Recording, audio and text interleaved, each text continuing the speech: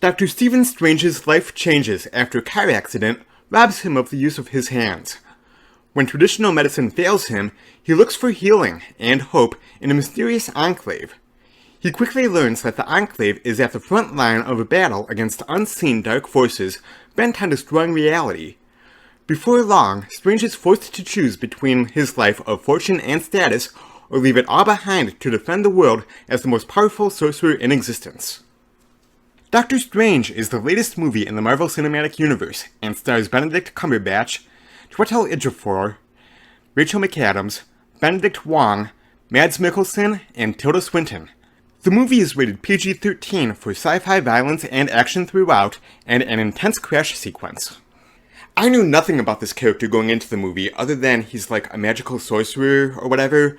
Seriously, I had no idea what to expect, but I ended up really enjoying the film and having a good time with it. Benedict Cumberbatch was a perfect piece of casting in the role of Doctor Strange. He's a little bit of a jerk, but not quite as narcissistic as Tony Stark / Iron Man. He's just a little bit of a prick.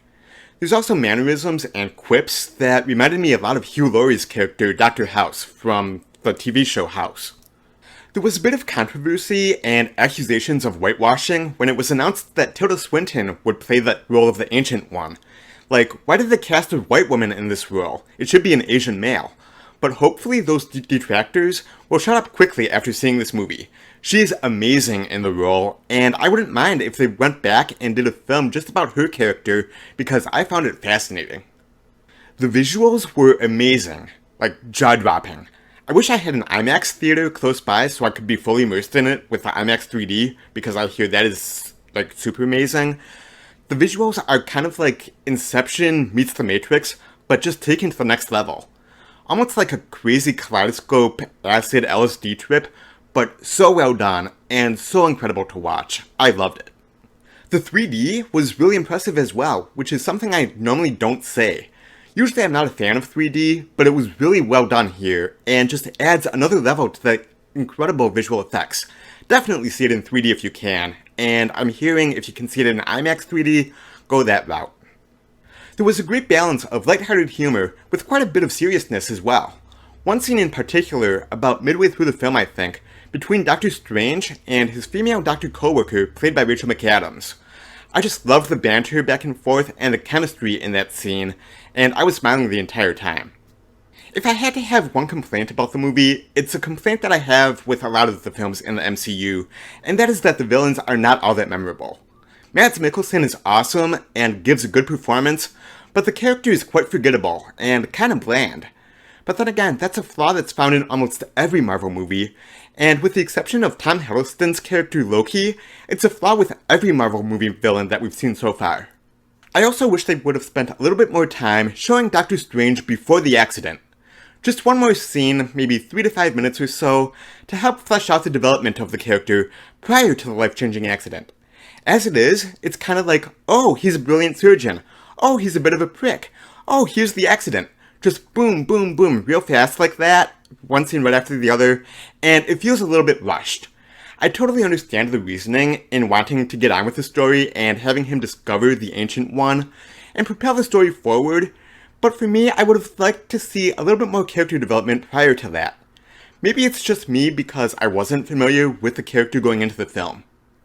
As with almost all the Marvel movies, there is a mid-credits scene and a post-credits scene, so be sure to stick around till the very end. Overall, I really liked the movie. I'm just not quite sure if I loved the movie.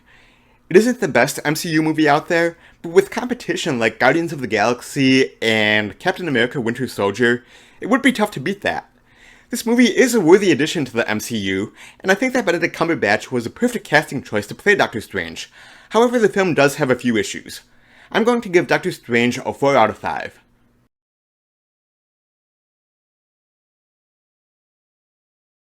Have you guys seen Doctor Strange yet? If so, what did you think? What is your favorite comic book movie? Let me know, sound off in the comment section down below. Guys, thank you so much as always for watching, I greatly appreciate it. I am so close to reaching 100 subscribers here on YouTube, and that is just mind-blowing, and humbling, and awesome, and wow, I just can't believe it.